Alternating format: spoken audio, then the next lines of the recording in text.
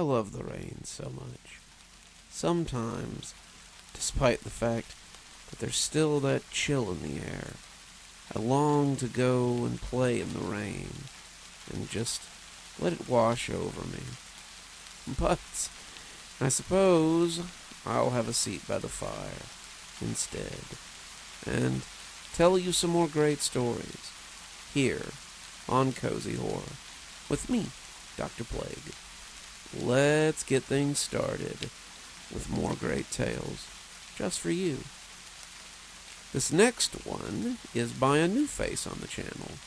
Dean's Mai has written us a little story about a certain hotel room with a certain dark past. So, let's learn a little about how the stay in room 313 went.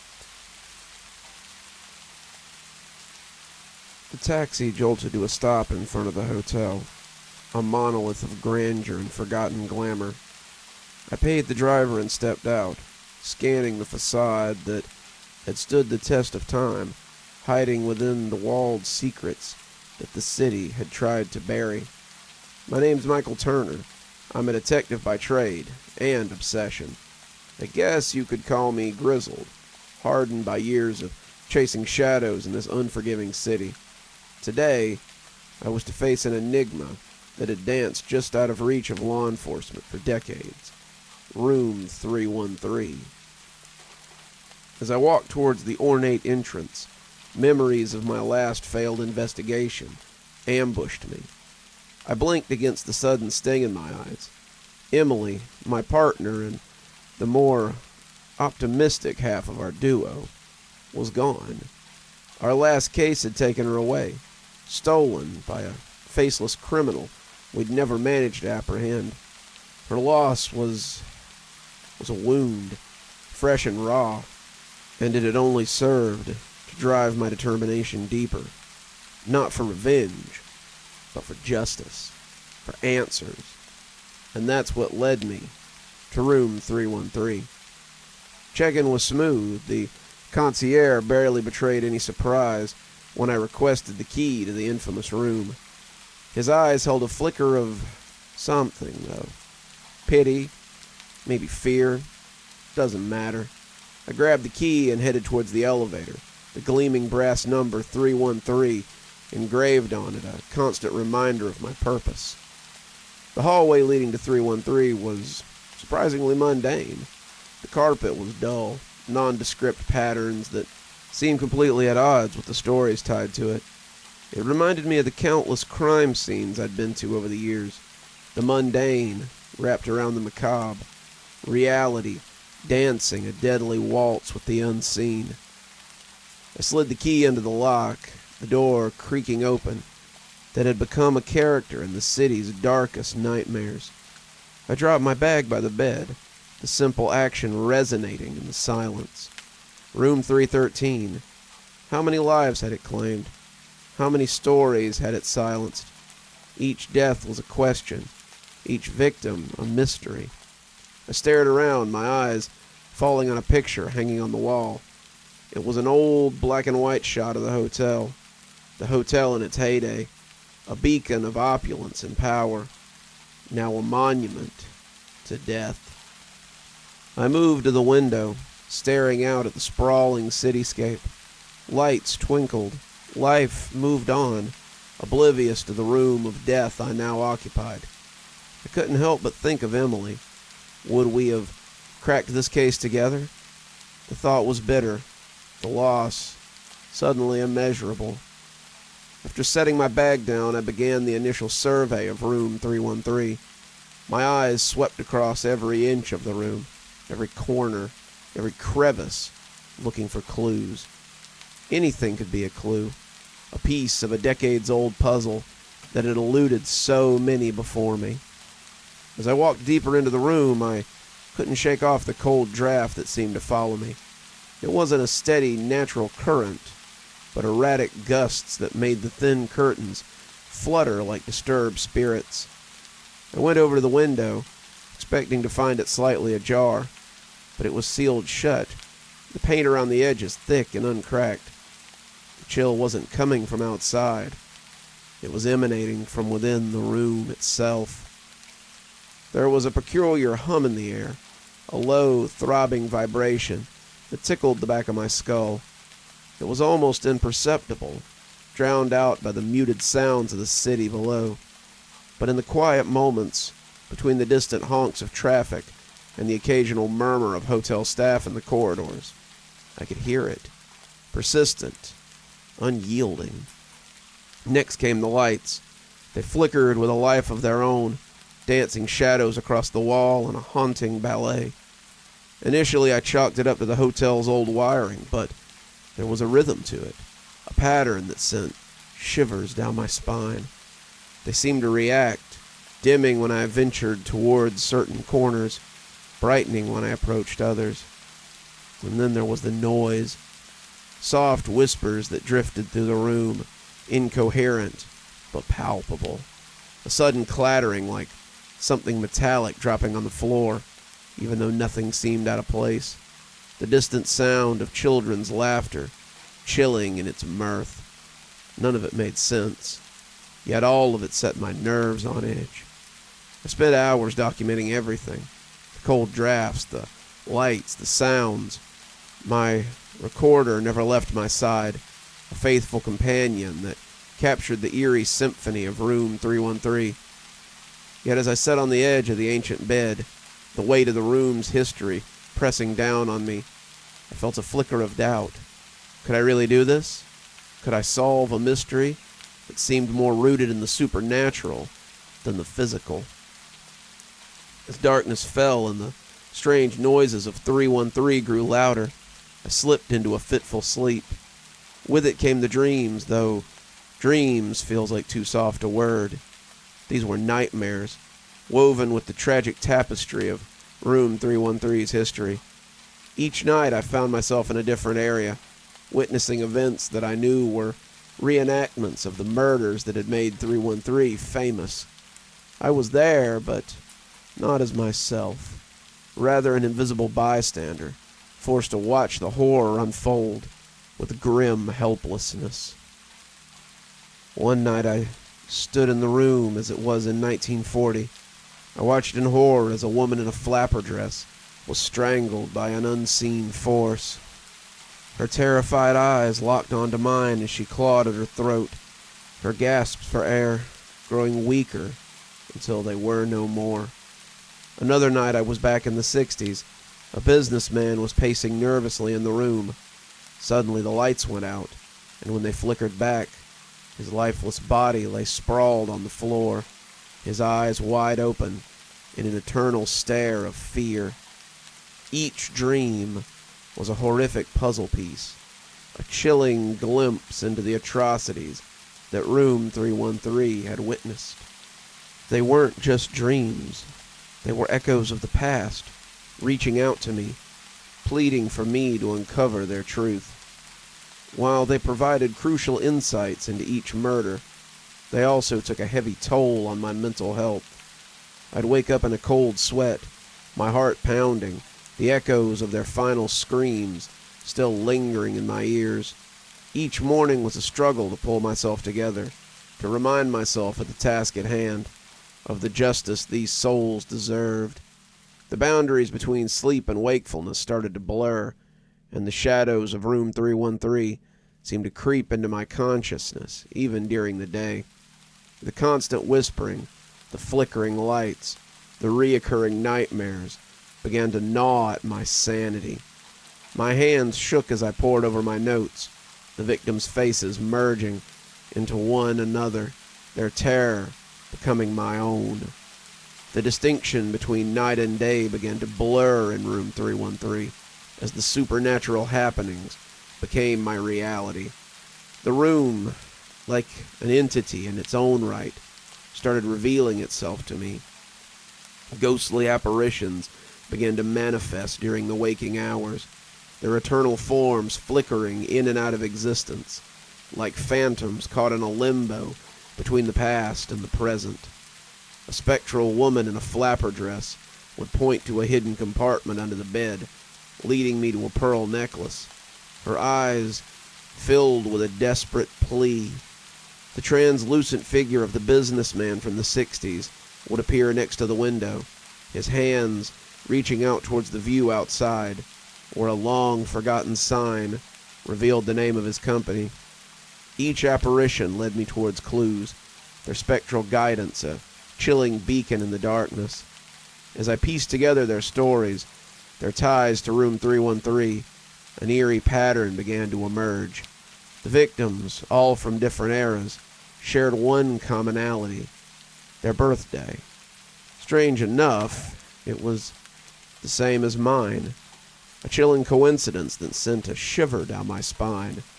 It was as if 313 had chosen me, not just to reveal its secrets, but also to tie me to it in a deadly narrative. It seemed impossible, surreal even, but the evidence was right there. Birth certificates, diaries, newspaper clippings, all painting a chilling picture of shared fates and cursed timelines.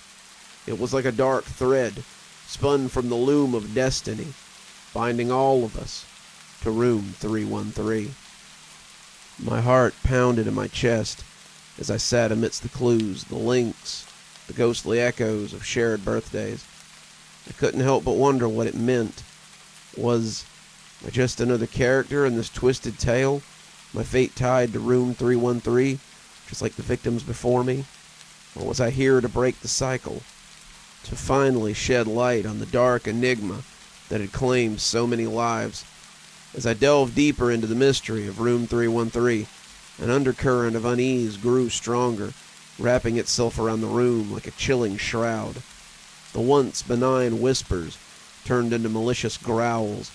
The temperature dropped dramatically, and an ominous feeling of being watched began to haunt me. One afternoon I was flipping through a victim's diary, and the room's chandelier began to swing violently, almost as if in protest. Before I could react, the heavy fixture plummeted down, crashing onto the spot where I'd been sitting seconds ago. The close call left my heart pounding in my chest, my mind grappling with the reality and the danger I'd narrowly avoided. The very next day, while I was studying the faded pictures of a victim, an icy gust of wind whipped through the room, extinguishing the lights. The darkness was suffocating, impenetrable. A floorboard creaked, followed by a muffled sound of an approaching entity. I held my breath, feeling an intangible presence closing in. As a searing pain shot through my arm, I ignited my flashlight, revealing a shard of glass slicing into my skin. A mere second later, and it could have pierced my heart. Each encounter with the room's vengeful spirits left me with a chilling realization. The ghosts of room 313 were growing more hostile. Their spectral warnings had turned into lethal threats. It was as if they were warning me off, their spectral forms forming deadly traps around each clue I discovered. But why? Didn't they want me to solve the mystery? Weren't they crying out for justice? Their stories begging to be heard? The malevolent resistance puzzled me, only fueling my determination to seek the truth. While going through a trunk filled with old photographs, I stumbled upon an aged black and white picture of a grand party. It was held in room 313, which was far more opulent and lively than its present state. At the center of the revelry stood a distinguished man, no doubt the hotel's founder, surrounded by well-wishers. The back of the photograph bore the date, the same birthday that connected me, the founder, and the victims. An unsettling realization dawned upon me. Room 313 was where the hotel's founder, who also shared our peculiar birthday, held his grand birthday celebration. But amidst the joy and the laughter, a dark cloud loomed, a tragedy that would forever taint these walls. In a dusty, forgotten corner of the room, I found a secret drawer camouflaged in the intricate woodwork. It held a leather-bound journal, its pages brittle with age. The script inside revealed the chilling past of room 313.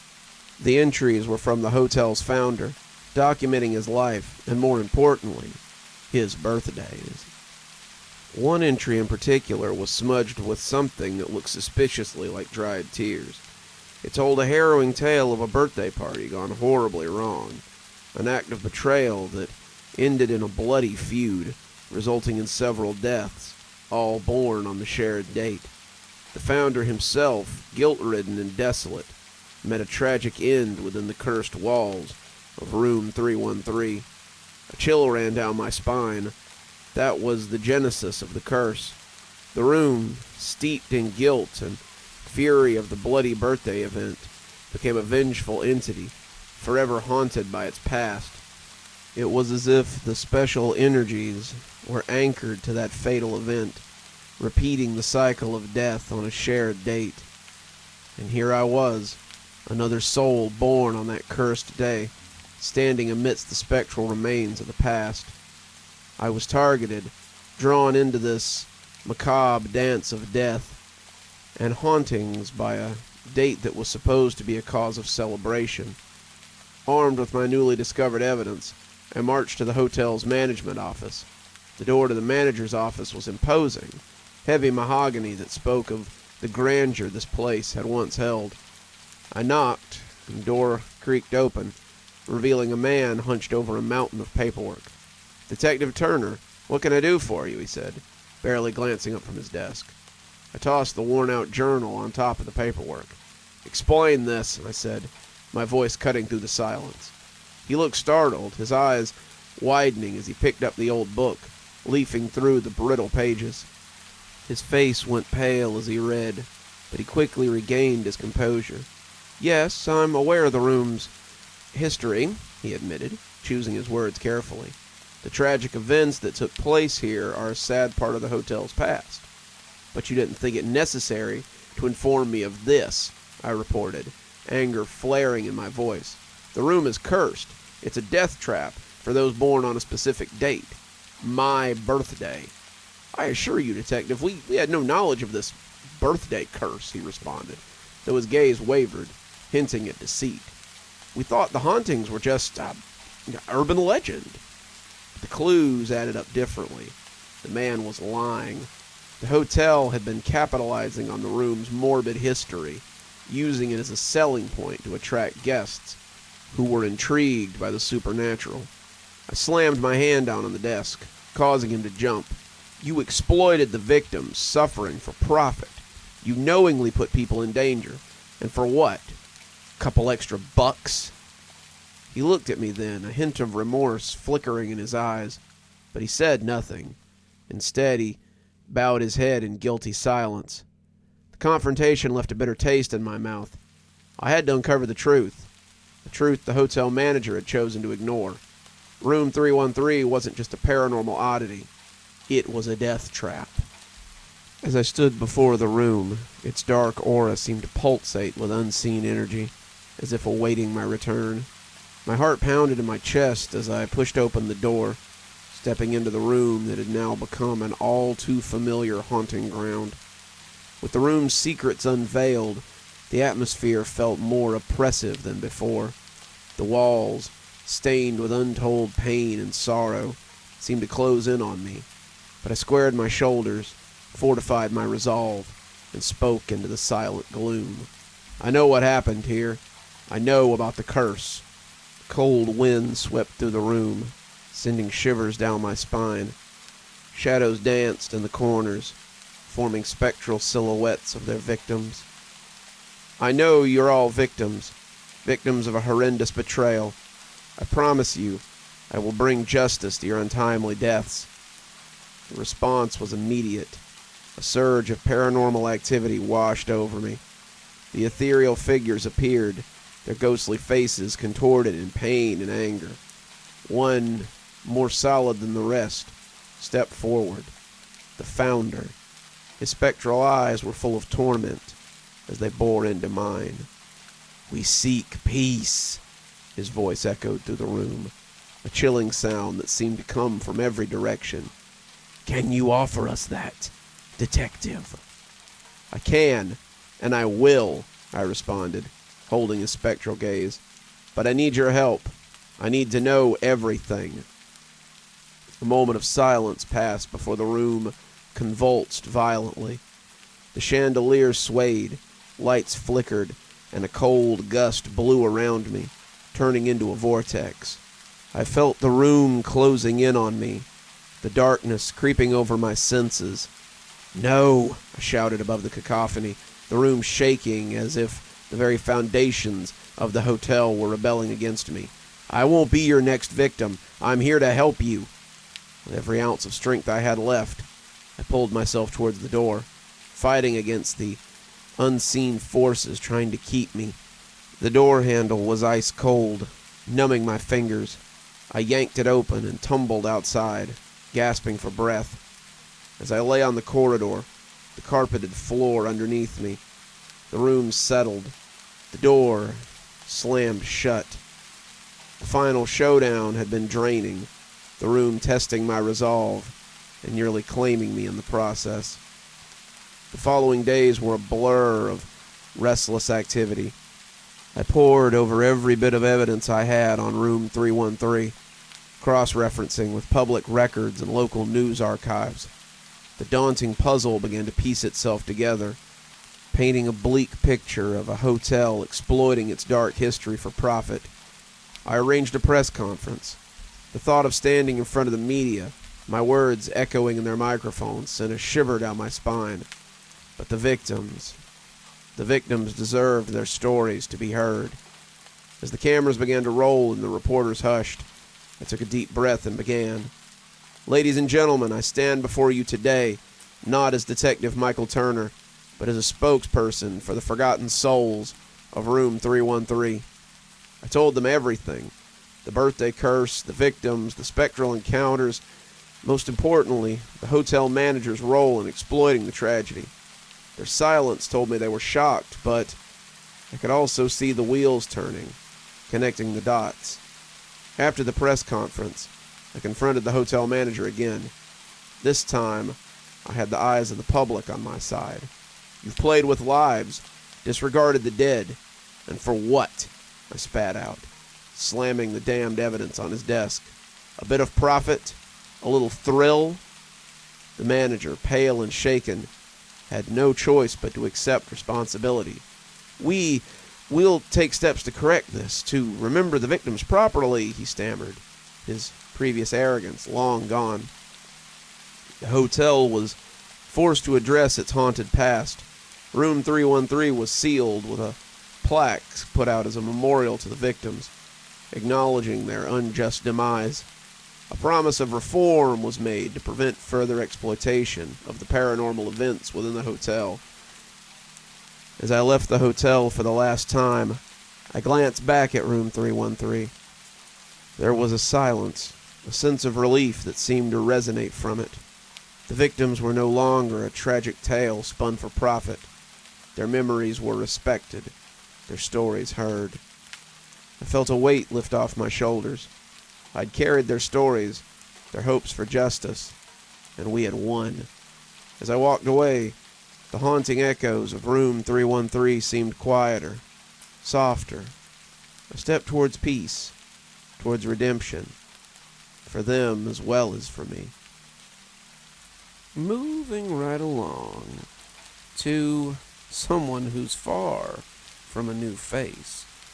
I don't think anyone who's been on this channel long will ever forget some of the great stories by Scare in a Box. But this one, and this statement is probably going to raise some eyebrows, is one of my favorite stories of this particular writer. So, I'll raise my glass with everyone else and say, long live the new flesh. The town of Ingleswood was in the middle of nowhere, according to the map. I'd never heard of it before.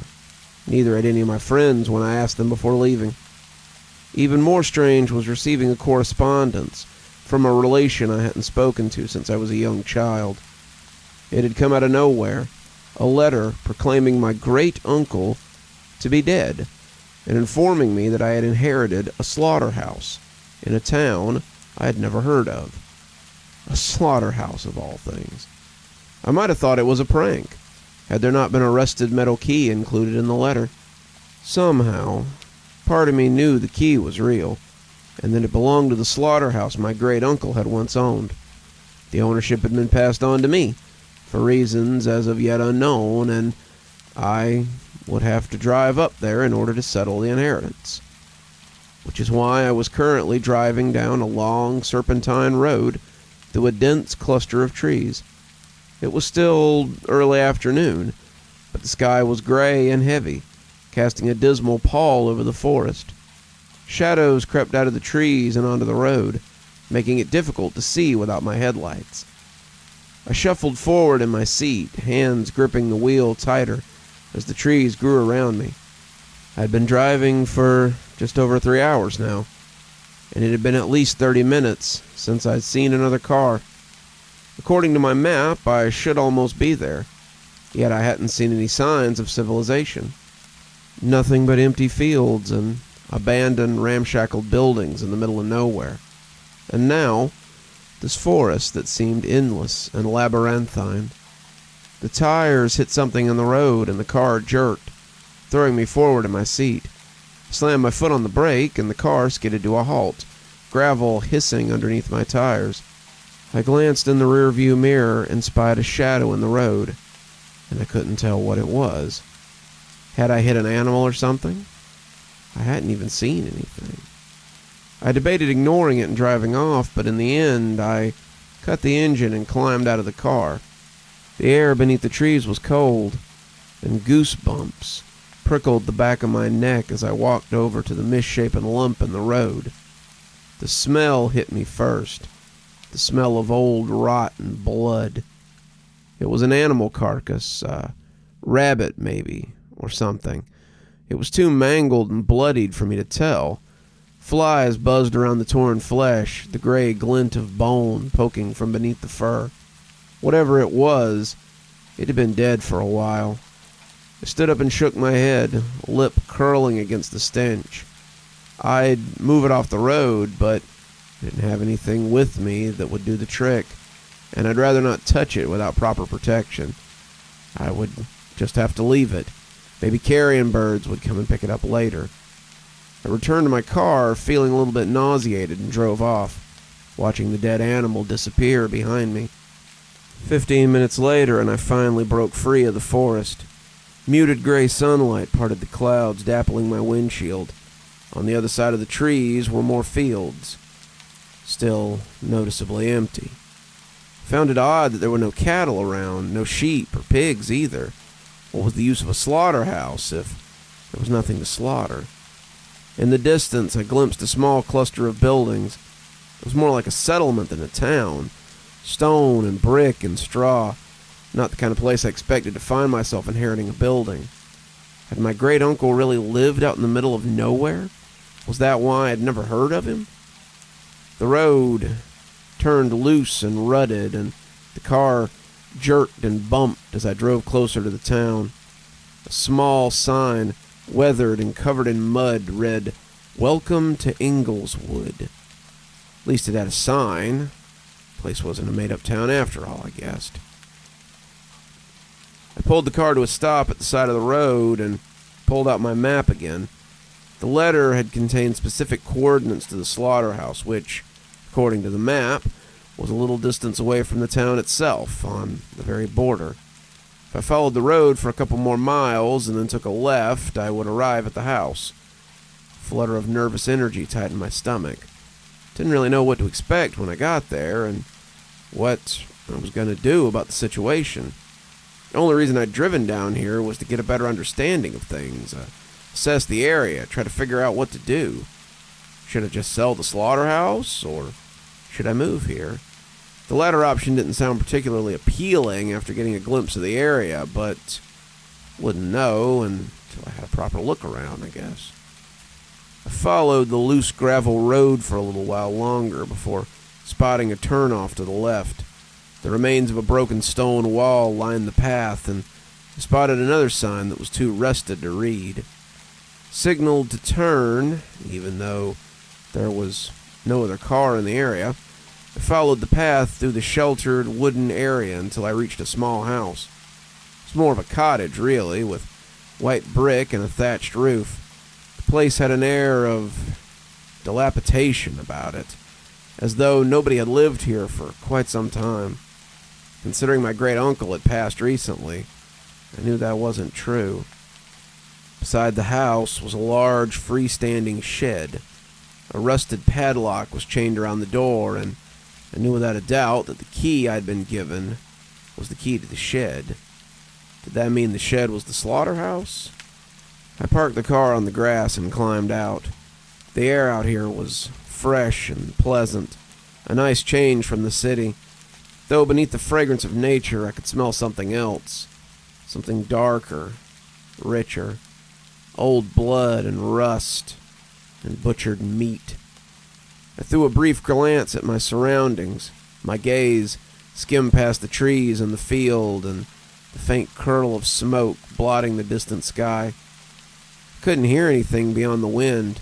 No bird song, no chittering bugs. Couldn't hear cars or people or anything that would suggest there was a town nearby. I let out a sigh. Maybe it would feel lonely living out here. I was used to the city, after all. I grabbed my rucksack from the truck and fished out the letter and the key I'd been given. No key to the house, which was odd. I'd phoned my great-uncle's executor before driving out here, but apparently all material belongings were still inside the house, and the shed key was the only thing that had been passed on to me directly. I walked up to the cottage door and tried the handle. Locked, unsurprisingly. If I couldn't figure out a way to get inside, I'd call the damn locksmith out here, which could take hours. Muttering in frustration, I began rooting around the rocks and broken plant pots sitting outside the cottage. Whatever plants had once resided there were now withered and shriveled, their roots black and gnarled as they poked through the soil. I turned one of the empty pots over and grinned when my eyes caught a glint of silver. I hadn't really gotten my hopes up, so finding the key immediately lifted my spirits. At least now I could get inside the house. Leaving the slaughterhouse locked for now, I headed inside the cottage. The air was stale and heavy with dust, and my eyes immediately started to water. How long had it been since anyone had opened that door? I wasn't familiar with the circumstances of my great-uncle's death, so I wasn't sure if he'd spent his last moments in the house or not. That thought made me shudder, as my nose picked up the smell of damp and mold. Apart from some minimal furnishings, the house was mostly bare. I didn't know what kind of man my great-uncle had been, but apparently he didn't like clutter, and very rarely dusted. I ran a finger over the sideboard in the hallway and grimaced as a thick layer of dust clung to my skin. If I did decide to stay here, I was going to take a lot of work to get this place up to standard. The longer I stayed here, the more I wanted to leave without looking around. But I couldn't ignore it forever. At some point, I had to assess the state of the slaughterhouse and make a decision about what to do. I went through each room, casting a cursory look over the furniture and testing the electricity and the water supply. Everything seemed to be running, which was a bonus. I'd already planned to stay the night here, so having hot water and lights would make it a lot easier. Upstairs, I paused on the landing and peered out the window. At the back of the house was a field of brown, uncut grass and some stilted shrubs. I could see the edges of the shed beside the cottage, the old wood stained and weathered. In the distance, I could see the cluster of houses that formed the village. As I was about to turn away, I glimpsed movement at the edge of the property, amongst the tree line. Someone stood between the trees, watching me. Couldn't get a good view of their face, but in the brief glance, it seemed gray and hollow, like wax. The figure darted away through the trees and disappeared. I frowned, the unease from earlier returning. Was it a villager? Shaking it off, I searched the upstairs room. Large master bedroom and bathroom, a linen cupboard, a smaller guest bedroom, and that was all that was here. Like downstairs, everything up here was old and run down, and covered in a thick layer of dust and mildew. Closed the bedroom door behind me and went back down into the kitchen, where I'd left my rucksack. The rusted key to the slaughterhouse sat on the table, just where I'd left it. I figured it was about time to see what I was dealing with next door. Grabbing the key, I left the house and went across to the shed. The metal of the padlock was ice cold against my fingertips as I inserted the key and twisted it. The lock fell away and the door edged open with a creak. Shadows spilling out across my feet. I peered into the darkness as I gripped the edge of the door and pulled it open further. The air inside smelled stale and old. The same undercurrent of old blood ran beneath the surface. Drawing in a deep breath, I pushed the rest of the way in and stepped inside, letting the dull afternoon light filter inside. The slaughterhouse was nothing like what I'd expected. Inside was nothing but an empty shed. The wood was damp and starting to rot, the ground full of old hay. There was no equipment that you'd expect in a slaughterhouse. No cold room to store meat. It was just an empty shed. Perhaps it wasn't a functioning slaughterhouse after all. Then why had it been called such in the inheritance? Something glinted in the sunlight, and I looked up. Several large metal hooks hung from the ceiling, the kind that you hung meat on. But what was the point when there was nowhere to prepare it? Unless I was missing something. This was a plain old shed with some leftover meat hooks still stuck to the ceiling. I raked a hand through my hair and sighed. Was it a waste coming all the way out here? I shook my head. Not a waste. I still had to figure out what to do with this place, now that it was legally mine. Leaving the slaughterhouse, I relocked it and pocketed the key before heading back into the house. It was getting on in the afternoon, and I was tired from driving all morning, so I decided to grab a bite to eat while considering my options. By the time evening had rolled around, I still hadn't made up my mind about the place. There wasn't much merit in staying here if the slaughterhouse couldn't actually be used, and I didn't particularly fancy being stuck in the middle of nowhere. I could sell it, but not as it was. It would take a bit of work to get it into decent shape and make it appealing to potential buyers. The final option was just leave it here to gather dust, but it seemed like a waste. I had debated heading to the village to see who lived there, but after spying the strange figure watching me from the trees, part of me had been reluctant to venture too far from the house.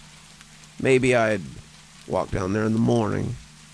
As dusk grew outside, shadows encroaching further into the cottage, and a chill crept into my bones, I turned on most of the lights and went around drawing the curtains to block out the night.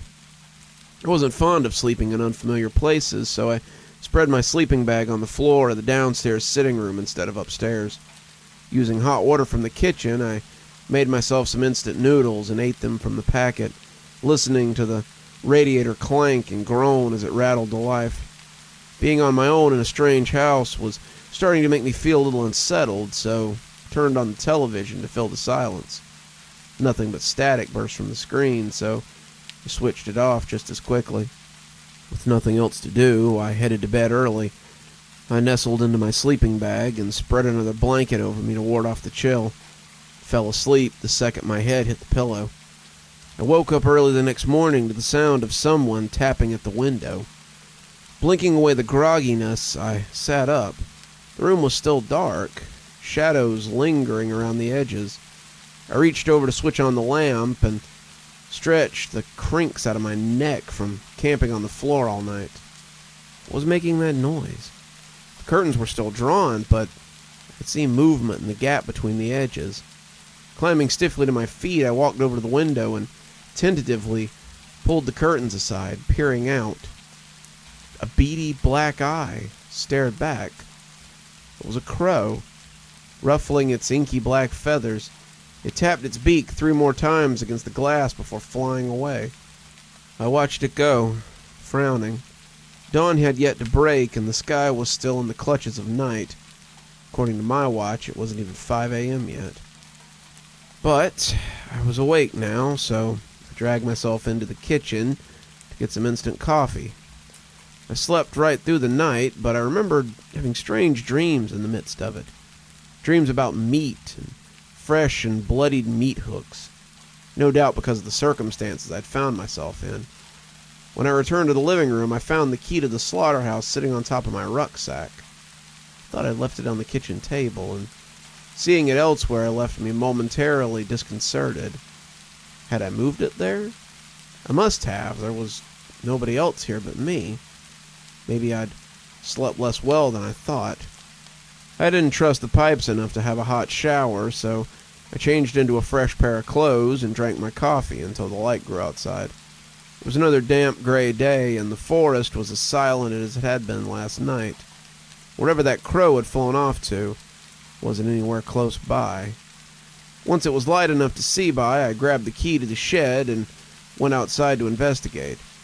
I didn't really expect it to look any different, but maybe having had a full night's rest would give me a different kind of insight into what to do with this place. I unlocked the door, letting the padlock and chain fall to the ground with a heavy thump, and pulled it open.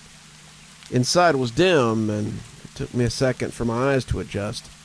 As soon as I glanced inside, I froze, my heart lurching in my throat. The slaughterhouse was no longer empty. Thick slabs of dark meat hung from the rusted hooks, the air thick with the smell of fresh blood. What the hell? Where had it come from? Last night, there had been nothing in here. The shed had been locked, and as far as I was aware, the only key to open it was in my possession. How had this meat gotten in here? Who was responsible? I took a step inside, feeling perturbed and perplexed by the discovery. There was just under a dozen chunks of flesh, as lean and expertly cut, glistening red in the morning light. I wasn't familiar with meat in this form, so I couldn't tell you which animal it belonged to, but I could tell it had been prepared recently. All of a sudden, I felt unnerved and unsafe. What was going on here? This was supposed to be my property, yet someone had clearly been creeping around here last night, hauling slabs of meat into my shed. I didn't like the thought of that at all. As I tried to sift through my thoughts, I heard approaching footsteps from behind. My heart pulsed faster as I turned around, not sure what to expect. A group of about 20 people were approaching my property from the trees. First thing I noticed was their gauntness. Like that mysterious figure I'd seen in the forest, their skin was pallid and their flesh sunken, their clothes hanging like rags off bony shoulders. They looked starved. "Meat," one of the strangers cried, their voices hoarse and brittle. "We have meat again.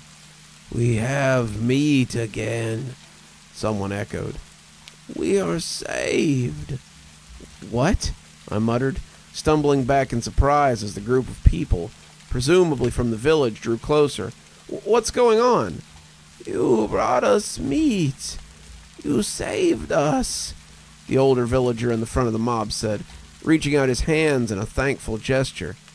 Before I could do or say anything, the villagers piled into the shed and began removing the meat from the hooks, slinging it over their shoulders with joyous cries.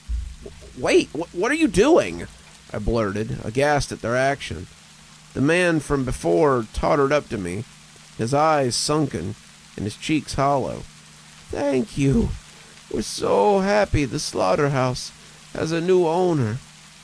He seemed about to turn away, so I quickly grabbed his arm, my fingers digging into his flesh. "What is going on here? Where did this meat come from?"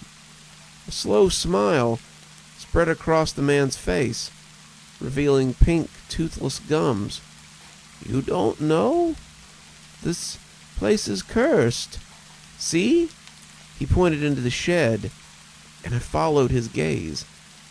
Fresh meat was starting to grow from the hook, materializing from air. The flesh grew and expanded until it was the same size as the others, and one of the villagers quickly removed it from the hook. I stared in bewildered silence, struggling to put the pieces together of what I was seeing.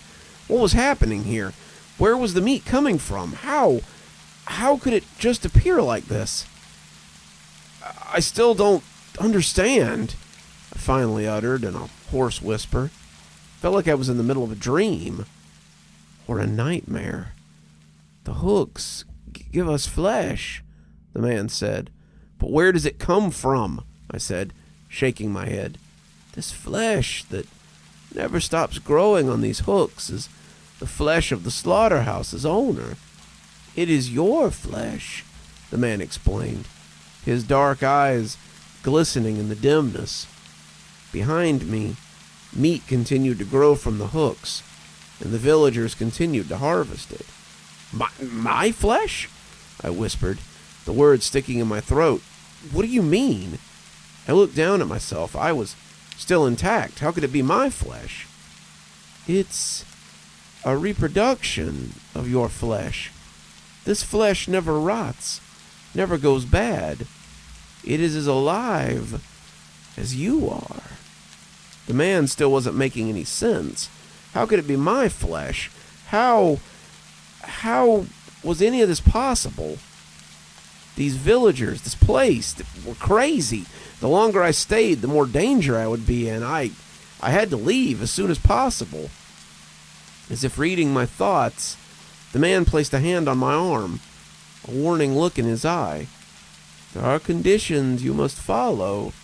However, he said, his voice a low rasp, if you ever leave this town, your bond to this place will be broken, and the flesh will start to rot. My mouth went bone dry, the ground feeling unsteady beneath my feet. You mean, he nodded, when the meat begins to rot, so do you. Your body will decay and eventually perish, and we, the ones who rely on your flesh, will starve. You have no choice but to stay here for the rest of your life and feed us with the flesh from your body. This is your duty, he said, tightening his old crooked fingers around my arm. There is no escape. You must accept your fate or wither away, just like the owner before you. Man, listen to that rain come down.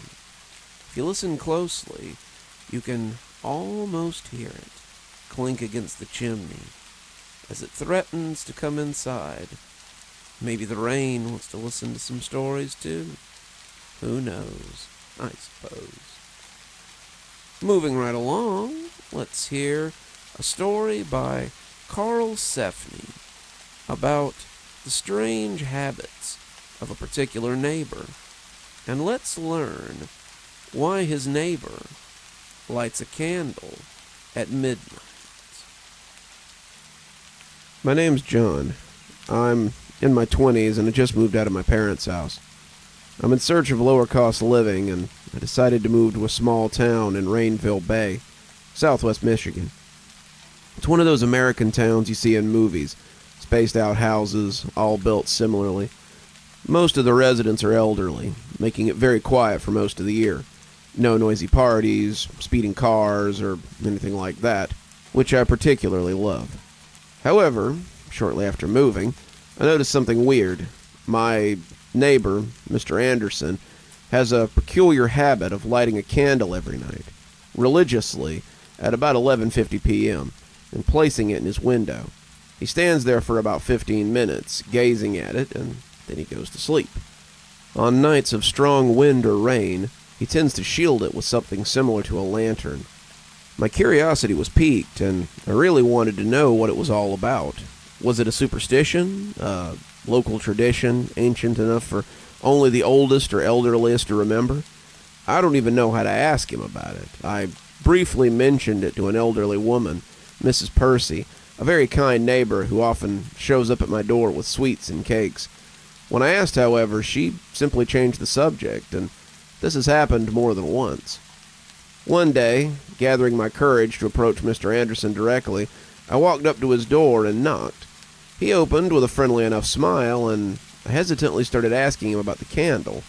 He listened to my question, and for a moment, his eyes seemed pretty distant, as if recalling something. Then, he simply told me it was a family tradition, nothing for me to worry about. Unsatisfied with the vague answer, I tried to insist for more details, but he politely closed the door, saying he preferred to keep family traditions a secret. I was frustrated, but my curiosity only grew. I decided to search for information at the small cultural center in town, hoping to find some record that explained the tradition or someone who could shed some light on it. However, my efforts were in vain. The files were scarce, and the few available details on Raneville Bay didn't mention anything about lighting candles. I tried talking to the officials who handled the center, but they acted similarly to Mrs. Percy. Gradually, all this denial of information became an obsession for me. I waited all night by the window, just waiting for the moment when he would light his candle. On a holiday eve, I even stayed up all night to see if the candle could go out or when he would remove it. He removed it at exactly 5:55 a.m. I was running out of ideas. For a while, I even kept an eye on the neighbors' houses, watching if they would do the same. For some reason, only Mr. Anderson had this habit. With few options left, I went for my emergency plan. On that day, at exactly 11:50, I placed a candle in my window and lit it. It had been an intense work day, and I really needed to sleep, but I just couldn't. I sat in an uncomfortable chair in my room, facing the candle to avoid falling asleep. It didn't work so well because, slowly, Orpheus called me with his sweet song, leading me to Hypnos's arms. I relaxed, unconscious, when I heard a noise that made me jump from my chair. It was knocks, something hitting against the wood of my door. I looked through the window and saw Mr. Anderson at my doorstep. He knocked once more. "I need to come in," he shouted. "Let me in." I rushed down the stairs, still confused with everything. I approached the door as the pleas intensified, but when I reached the door, about to grab the handle, something triggered my instinct. I felt there was something wrong, and I decided to check before opening. I approached the peephole, staring at the one who disturbed my sleep. He was there, the familiar neighbor, but different. His mouth was open at an unconventional angle. His voice didn't come from his lips. It seemed to emanate from the black hole that was his mouth. His eyes darted frantically from side to side, unfocused on anything. From his chin, a thick foam dripped, forming puddles on the floor. His arms were bleeding and twisted, seemed crushed by the wood. Judging by the way they contorted, the blows intensified, almost as if the door was about to come off its hinges. I ran to one of the cabinets and pushed it to block the passage. It went on like that till about 5:50 a.m. I wondered why no neighbors had woke up with all this racket. I saw him through the window, returning to his home, entering at exactly 5:55 a.m., peering at his window to remove the candle. The rest of the day was a nightmare. I was sleep-deprived and had to drink about 5 cups of coffee to make it through the workday. The sleepless night left me like a human wreck. I had to go to work in that state, and the 5th cup of coffee in my hand felt like an illusionary comfort as I tried to stay awake. I couldn't help but think about the events of the previous night, the image of Mr. Anderson desperately banging on my door, haunting my thoughts with every blink. At the end of the workday, I decided I needed to understand what was going on. I took the way back home, nervous and tense. The town was shrouded in a peculiar silence, and the lights of the house hummed faintly. The street was deserted, with no signs of life besides me and the small details that made up the landscape, like the occasional passing car or barking dog. As I approached the home, I spotted Mr. Anderson in the distance. A wave of terror hit me, and I thought about turning back, avoiding the inevitable encounter. However, something inside me insisted that I needed to face the situation. He was walking slowly towards me, completely normal. His friendly and welcoming smile was back, in contrast to the hole that had been his mouth the night before. He waved when our eyes met. The scene was so distinct from the disturbing image of the previous night that I almost questioned my own sanity. "Afternoon, John," he greeted, as if nothing had happened. "Good afternoon, Mr. Anderson," I replied, trying to keep calm even though my heart was still racing. I hoped he would mention something about the previous night, but he continued the conversation as if nothing was different. We talked about the weather, the neighborhood, trivial things that made no sense in the face of the terrible experience we had shared. I was eager to get inside, past him, and went in, but before closing the door, I couldn't help but ask, "Mr. Anderson, are you okay?" He frowned, as if trying to remember, but shrugged. "Oh, the usual, young man. A backache here and there, but nothing major." I didn't know what to think. His answer was so casual, as if I were imagining things. He greeted me, and I saw that there weren't any scars, let alone wounds on his hands or arms. Could it have been my imagination? Unfortunately not. I'm well aware of that now, because night after night, he comes to scream at my window, saying he needs to come in, regardless of whether I have a candle lit or not. Believe me, I've tried both solutions with no result. Really starting to get used to it. It wouldn't be such a big problem till yesterday. I was setting up the desk to block the door as usual. I had already put the furniture on standby when Mr. Anderson started his noisy night. I was about to go to my room, put on my headphones, and get some sleep when I passed the staircase facing the back door, and then, while my neighbor screamed desperately that he needed to come in, I heard a single knock on the door in front of me. Since I lit a candle in my window, my neighbors ask every night for me to let them in, and now there's something knocking on my back door, too.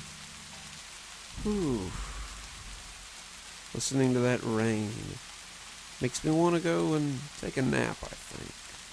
I always sleep best when the rain is coming down. But no rest for the wicked just yet. I'm still on the clock, and we've got 2 more stories to go. Let's listen to a fun one next. A hidden gem that I plucked out of the cesspit that is no sleep these days, by a fellow doctor of horror, Dr. Rot, called simply Scared to Death.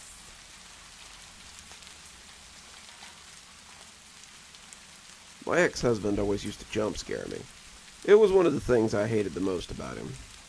Well, he's doing it again. The most frustrating part is that he's been dead for 5 years. First, it was just slightly off-putting. It was in the earliest days of dating him. He'd be at my apartment, and I'd excuse myself to use the bathroom. He'd be waiting in some doorway or shadow to jump out and scare the crap out of me. It was even worse at his house. He lived way out in the middle of nowhere, and I was pretty much always low-level scared out there. But then he'd leap out from around a corner, and I'd be so scared I'd pee myself. I'd be ready to break up with him then and there, every time. In retrospect, that's obviously what I should have done. But I guess we all ignore our own inner voices sometimes, don't we? Well, obviously, or there wouldn't be so many people posting on No Sleep, trying to get other people to help them with dire problems they created by doing something stupid. Yet, here we are. I don't know why I let it slide, honestly. And that was only one of the many things about him that was terrible. Nonetheless, I repeatedly told him to cut it out, and I repeatedly did nothing when he failed to cut it out. Eventually, I even married him. He had 2 kids from a previous marriage who stayed with us a lot. And when they were there were also nieces and nephews staying over. I always liked when there was a house full of kids. It made the old, drafty, falling-down farmhouse we lived in slightly less terrifying. But you could count on my ex-husband to screw up a good thing. We were in the living room with all the kids. It was late at night. The kids were all still rowdy and playing around, he and I on the couch. There was a scary movie playing, which nobody was really paying any attention to. But Eric, my ex, got a funny look on his face and said quietly to me, "Watch this."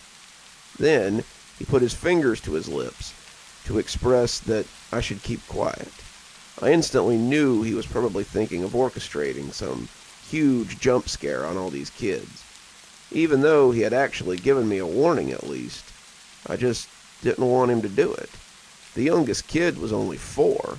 I knew it would immediately kill the good vibes. I tried to protest, but he shushed me again, then scurried off to some other part of the house, unnoticed by any of the kids.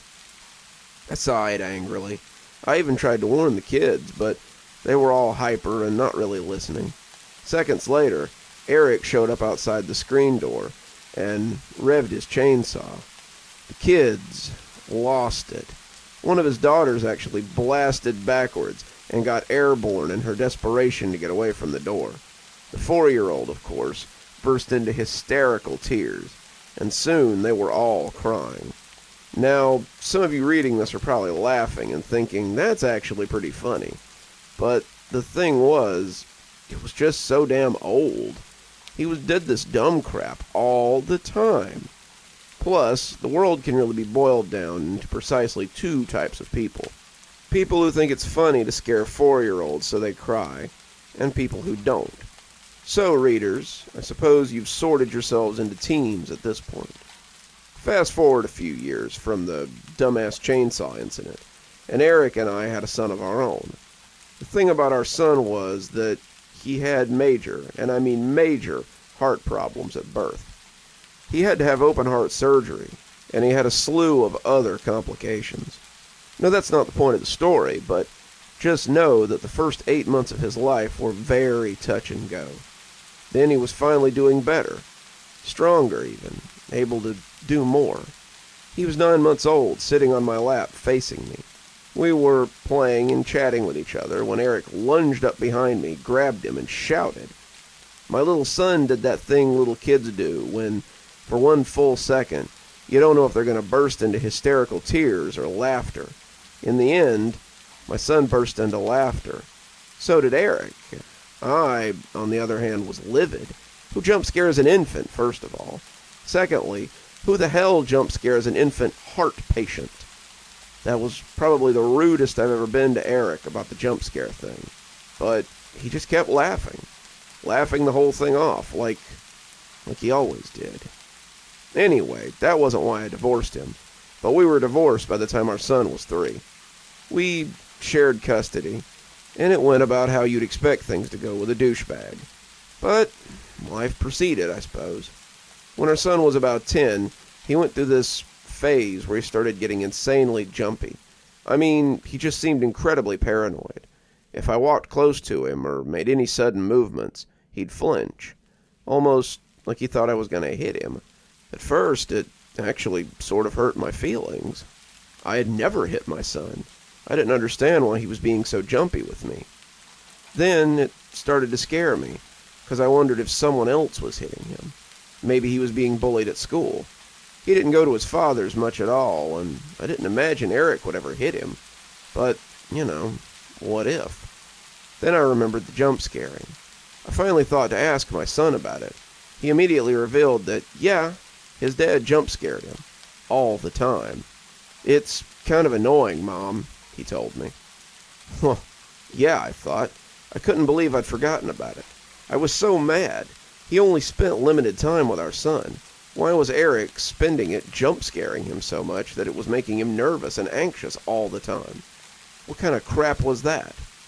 The problem was that Eric was the sort of co-parent that if I asked him for help with anything, or to back me up on anything, he'd do the exact opposite, just to be spiteful. Asking nicely never worked with him. So, if it wasn't something court-ordered, I didn't even really bother asking, because I knew he would just get worse. And let's face it, no family court is going to give a crap about somebody getting scared. I was mad as hell, but there wasn't really much I could do about it. Fortunately, he took the liberty of dying, and that took care of it. I don't mean to sound callous. Obviously, our son struggled with the death of his father, but the jumpiness subsided basically instantly after he found out that his dad was dead. Now, if your child's mental health improves because you die, it's probably because you were a crappy parent. I'm just saying. Anyway, another 5 years went by. Then I wrecked my car because a cat jumped out in front of me. I sat there in shock, gripping the steering wheel of my wrecked car. As I tried to catch my breath and make sense of what had happened, I noticed something strange. The air around me had grown cold, and a chill ran down my spine. I looked around, but no one was there. I tried to shake it off and focus on getting out of the car, but then I heard it. A low, guttural laugh echoed around me, and I froze. It sounded like my ex-husband's laugh, the man who had tormented me for years, emotionally and physically. I felt a surge of anger and fear wash over me, and I knew I needed to get out of there. I managed to escape the car and run to my house, but the eerie feeling never left me. Over the next few days, strange things started happening. I would hear footsteps in the hallway, even though no one was there. Objects would move on their own, and the temperature would drop suddenly. As I walked by the window glass on the shop on a sunny day, my own reflection seemed to lunge at me, and it scared the life out of me. A drinking glass exploded on the counter. Doors slammed in the night. Books fell from the shelves, landing with a thunk and a plume of dust. As the days passed, I realized that it wasn't just any spirit haunting me. It was my ex-husband. He was using his new ghostly powers to jump scare me from beyond the grave. The realization left me terrified. If he could do all this, what else was he capable of? I tried to find help, but no one believed me. They thought I was just imagining things or suffering from post-traumatic stress. Sleep-deprived and desperate, I found myself in a police station, explaining the whole thing to a frazzled cop. He glared at me tersely, and I ended up feeling like an idiot. A gunshot rang out even as I told my story. The entire precinct jumped at what ended up being a gun going off by accident. Even so, the cop didn't believe me, of course, and sent me out into the rainy night, terrified of my own shadow. I was alone, trapped in a nightmare that I couldn't escape from. Now, as I sit here in my dark and silent house, I can feel his presence all around me. I was awoken moments ago when the bedroom door cracked violently into the wall. I know that at any minute he could jump scare me again, and this time I fear it won't be a harmless prank. I'm sitting here curled in a ball, shaking as I type this. I'm just trying to get it out, trying to leave behind my story, because I know it's only a matter of time until he scares me to death. One more story, and then I think I might go look into that nap I was talking about earlier. The rain is still coming down after all, and I should strike while the iron is hot, I suppose. This last story is brought to us by Angel Doves 31 and is pretty good for the length. It's a shorter one, but my goodness, what they pack in the small runtime is well worth it. So, let's hear about the eyes that won't stop watching. How do I even begin this? I know I'll sound crazy, but I'm not. Please, bear with me, no matter how bizarre this may sound. It all started when I was 12. It's almost 9 years ago now. My foster sister Marley and I were riding bikes through the forest near the neighborhood when we fell. I don't know if I hit a rock or my wheel slipped off the trail, but the next thing I knew, I was rolling down a steep slope into a lower part of the forest. I'd felt Marley try to grab onto my hand, but she ended up being dragged down with me. I genuinely thought I was going to die, and Marley did too, with the stones and the branches cutting and bruising us as we fell. It felt like I was going to fall forever, but as I neared the bottom of the slope, I saw something. Some things. 5 pairs of eyes staring at me with such emotion, but I'm still not sure I can figure out what emotion it was. There were no bodies, no faces, just these eyes. They were just eyes. Me and Marley both narrowly missed landing on jagged rocks at the bottom, and when we sat up and looked at each other, we just screamed, and burst into tears. She was covered head to toe in blood, scratches, and various injuries, and her skin was almost completely blue and purple, and green, nothing like her usual golden skin tone. She said I was the same, and I could tell by looking at my own hands and legs that she was right. Our clothes were torn and grass-stained, and the dirt stung at our cuts. It wasn't long before we both couldn't see through our tears, but just as the vision began to become clear again, I saw the eyes once more. There were 6 pairs this time, but I blinked, and they were suddenly gone. At the time, I was more concerned about my injuries, and assumed that I was imagining them, possibly from a brain injury that I had most likely endured when I fell down the hill. So I stood up and dragged my bike out of the woods with Marley following behind me. We didn't say a word until we were back on the street. It was only then that we noticed the blood we'd once been covered in was gone. Our hundreds of deep cuts were now just scratches, and our bruises were minimal too. We were shocked, to say the least, and confused, but we were grateful as well. When we entered our house, my mom fussed over us and threw away our torn clothes. I can't imagine how she would have reacted if we'd showed up looking like we did when we reached the bottom of that slope. Over the years, we came to the conclusion that we must have over-exaggerated it in our head, maybe from shock or fear, but we never forgot it. I couldn't forget those eyes either. I know I saw them, and I still do see them. As a teenager, I was a bit of a risk taker. I loved the adrenaline of doing thrilling things, but Marley, not so much. Whenever I did something impulsive or dangerous, I saw the eyes. Each time, there'd be one more pair. I've been to the doctor about it. I've talked to therapists. I've had my brain scanned, and they all say I'm perfectly fine. I don't hallucinate other things, and I'm not paranoid. I've learned to ignore them, and the uneasy feeling I get when I see them, and of course, the dreams that I have about them. I say dreams because they weren't really nightmares. Nothing particularly bad or scary happens when I see them, but they always freak me out. I don't tell people I can see them. I know what they'll say. It's not just some creepy story anymore. It sounds psychotic. Yeah, I see these pairs of eyes staring at me sometimes. I'm normal, though. Wouldn't that just, sound a little weird? Recently, however, I had to tell someone. A few weeks ago, there was a fire in my apartment. It had begun in someone else's apartment on the top floor, and I lived on the floor below them. I woke up to the sounds of screaming from outside, and the footsteps of people racing down the stairs in fear. I could already hear the fire engine noises in the distance, and my first thought was of my pets. I managed to pick up my dog and one of my cats and get them to safety, but I had to go back for my other cat. As I searched my apartment shouting, "Sadie!" as loud as possible, I started to feel lightheaded. I reached my door, but I had locked myself in when I shut it, and I collapsed when I couldn't unlock it. The last thing I remember seeing before I passed out were those eyes. There were hundreds of pairs, or I guess maybe less, maybe more, I don't know. All I know was I saw them. When I woke up the next day, I was in the hospital. I wasn't burned, I'd just suffered from some minor smoke inhalation. I left the hospital that same day and was completely unharmed. It also turned out Sadie had ran out of the apartment while I was taking the other 2 pets downstairs, so they were all safe. I had had an unusual dream that night, though. It was about the eyes, but this time they were whispering. They had no mouths, no bodies, no faces, but they were all talking to me at once.